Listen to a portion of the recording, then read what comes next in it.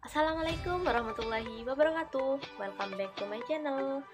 Oke guys, apa kabar semuanya? Semoga kalian selalu sehat dan selalu dilancarkan dalam segala urusannya dan tetap berada dalam lindungan Allah Subhanahu wa taala. Pada kesempatan kali ini saya akan membahas 3 materi, yaitu analisis conjoin, analisis time series, dan analisis jalur atau analisis spek. Dan video kali ini saya buat untuk memenuhi tugas mata kuliah metode kuantitatif bisnis 2. Dan seperti biasa sebelum masuk ke pembahasan, jangan lupa like, komen, share, dan subscribe. Oke guys, biar tidak lama-lama jangan lupa tonton sampai habis video ini supaya bisa bermanfaat buat kalian semua dan menambah ilmu baru. Oke, kita lanjut saja ke pembahasannya. Oke guys, di pembahasan ini ada 4 pembahasan yang akan saya bahas, yaitu yang pertama pengertian, yang kedua tujuan, yang ketiga jenis data dan variabel, serta yang keempat itu ada istilah. Untuk yang pertama pengertian, di sini ada pengertian analisis conjoin, analisis time series, dan analisis jalur. Untuk tujuan sendiri, tujuan dari analisis conjoin, analisis jalur, dan analisis time series. Sedangkan jenis variabel dan data yang akan dibahas yaitu dalam analisis conjoin dan analisis jalur. Sedang pada istilah adalah istilah dalam analisis time series, stationaritas, dan kointegrasi. Selanjutnya ini ada definisi analisis conjoin. Definisi analisis conjoin adalah teknik analisis untuk menentukan tingkat kepentingan relatif berdasarkan persepsi konsumen pada atribut yang menonjol dan memberikan kegunaan pada level-level tertentu. Selanjutnya, ada analisis jalur. Analisis jalur adalah suatu teknik pengembangan dari regresi linear berganda. Dan teknik ini juga digunakan untuk menguji besarnya sumbangan atau kontribusi yang ditunjukkan oleh koefisien jalur pada setiap diagram jalur dari hubungan kausal antara variabel X1, X2, dan X3 terhadap Y serta dampaknya terhadap variabel Z. Dan selanjutnya ada analisis time series. Analisis time series sendiri adalah analisis perbandingan data dari data sebelumnya atau perbandingan dengan data historis. Nah, selanjutnya ini ada tujuan dari analisis conjoin. Tujuan dari analisis conjoin sendiri ada 5, yaitu yang pertama, menentukan kepentingan relatif dari atribut di dalam pemilihan oleh pelanggan. Yang kedua itu ada mengestimasi pangsa pasar merek yang berbeda dengan tingkat level atribut. Dan yang ketiga, menentukan komposisi merek yang paling disenangi. Filters dari merek dapat dibuat bervariasi, dinyatakan dalam level atribut dan utilitas yang bersangkutan. Selanjutnya, membuat segmen pasar berdasarkan pada kemiripan preferensi untuk level atribut.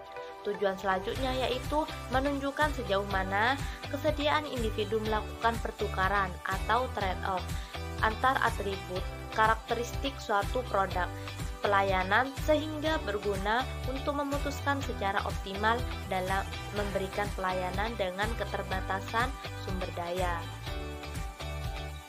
Dan selanjutnya itu ada tujuan analisis jalur. Di sini ada 5 tujuan, yaitu yang pertama melihat hubungan antar variabel dengan didasarkan pada model a priori. Dan yang kedua, menerangkan mengapa variabel berkorelasi dengan menggunakan suatu model yang berurutan secara temporer. Dan yang ketiga, menggambar dan menguji suatu model matematis menggunakan persamaan yang mendasarinya.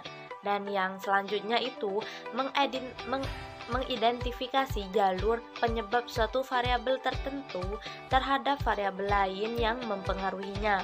Dan yang terakhir, menghitung besarnya pengaruh satu variabel independen eksogenus atau lebih terhadap variabel dependen endogenus. Nah, selanjutnya ini ada tujuan analisis time series. Tujuannya yaitu untuk menjelaskan mekanisme tertentu, meramalkan suatu nilai di masa depan, dan mengoptimalkan sistem kendal. Dan yang selanjutnya itu ada jenis variabel dan data pada analisis conjoint. Yang pertama, untuk data yang digunakan yaitu data metrik. Untuk memperoleh data dalam berupa metrik, responden diminta untuk memberikan rating atau nilai terhadap masing-masing stimuli. Dan untuk variabel yang digunakan yaitu variabel independen, variabel yang mempengaruhinya dan merubah atau menjadi sebab dari berubahnya variabel lain. Dan yang kedua itu variabel dependen, yaitu variabel yang mendapat pengaruh dari variabel independen itu atau menjadi akibat, seperti itu.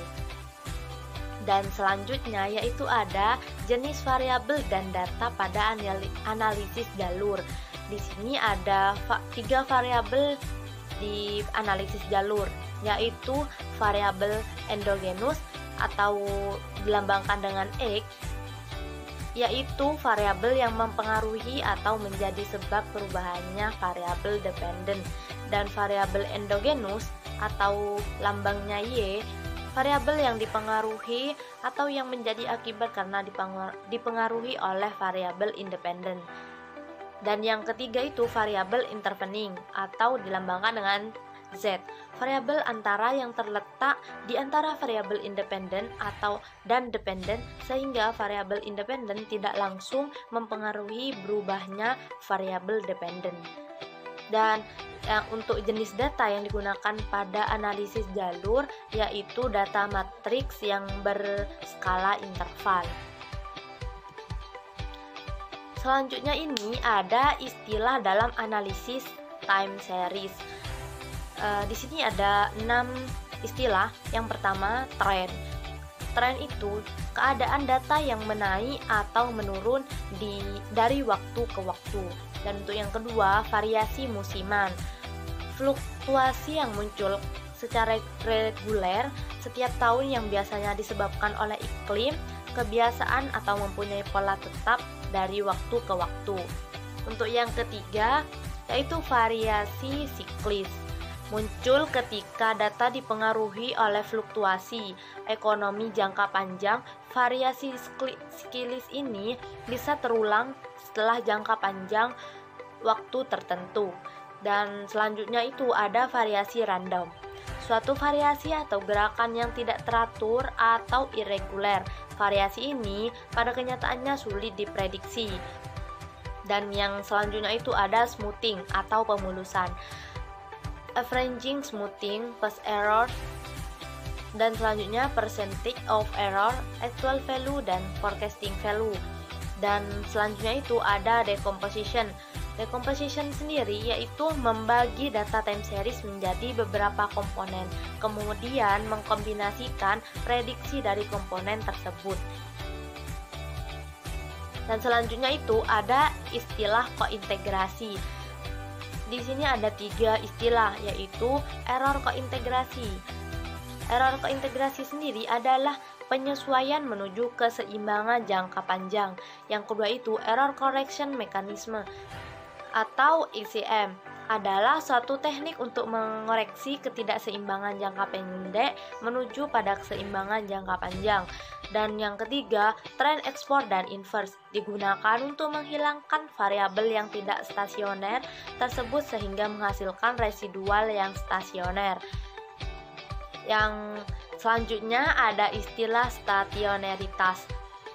Ada 4 istilah, yaitu random walk tanpa intercept, yang kedua random walk dengan intercept, dan yang ketiga random walk dengan trend, dan yang keempat random walk dengan intercept dan trend.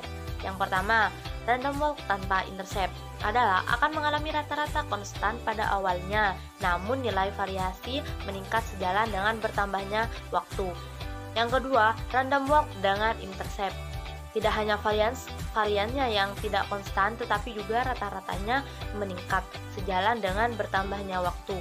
Dan yang ketiga, random walk dengan trend, menambahkan trend dengan modelnya sehingga modelnya berubah walaupun hasil variansinya konstan maupun nilai rata-ratanya berubah sepanjang waktu sehingga model masih belum stasioner. Seperti itu. Dan selanjutnya ada random walk dengan intercept dan trend. Dengan adanya intercept pada model random walk akan mengakibatkan rata-rata dan variansinya tidak konstan. Cukup sekian pembahasan dari saya, semoga bermanfaat. Apabila ada kekurangan dan salah kata, saya mohon maaf yang sebesar-besarnya.